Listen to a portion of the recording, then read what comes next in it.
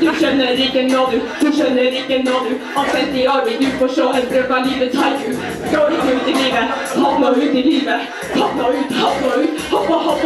Det er kawaii, Mecha, kawaii. Det er kawaii, Mecha, Jeg er i Japan kun et år, for å lære litt om gaijin-kår. Nå er det forvirringen som rår. Når er det neste toget går?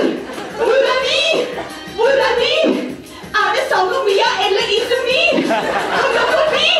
Den går forbi. Og jeg gjelder jo til ING. Det så. På misjonærkonferanser i 1983 så savnet de det å kunne le. Hippie var over og Chaplin nesten død, og ingen misjonærer hadde lyst til å dekke strø. Ideene var heftige og gode, kan du tro, men ennå var det få av misjonærene som lo. Hondo? Jokulai. Så en dag så fikk en misjonær en god idé. Sa han og sender ettåringen helt dypt ned.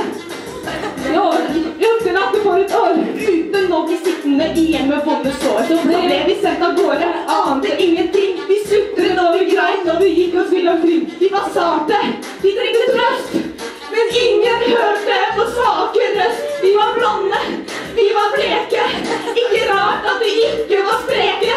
Det var veldig vart, det var veldig glad, og på dopene vi gikk ut med de luktet fram.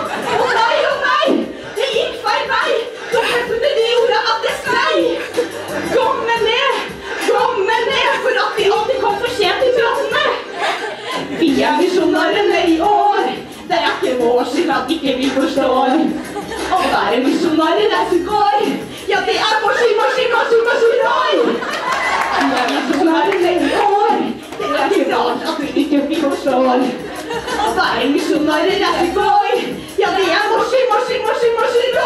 I'm a survivor, I'm not gonna give up, I'm not gonna stop. I'm gonna work harder, I'm a survivor, I'm gonna make it, I will survive. Keep on surviving. Ja, vi er misjonærene i år. Det er ikke rart at vi ikke forstår. Å være misjonærer er så gøy. Ja, det er maskin-roi.